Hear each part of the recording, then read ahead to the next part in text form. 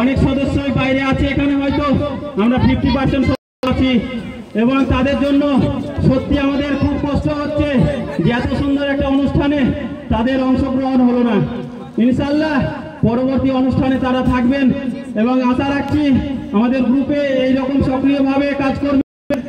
তাদের জন্য আমরা সকলেই নবাব মিজান আমাদের গ্রুপের যে মূল্যবান সদস্য, তারা কঠোর পরিশ্রম করে, তাদের জন্য আমরা সকলেই দুঃখ প্রকাশ করছি গ্রুপের পক্ষ থেকে।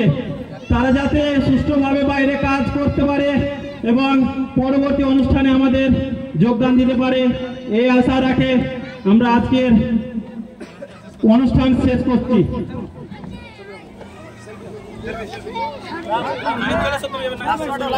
চলো ভাই চলো।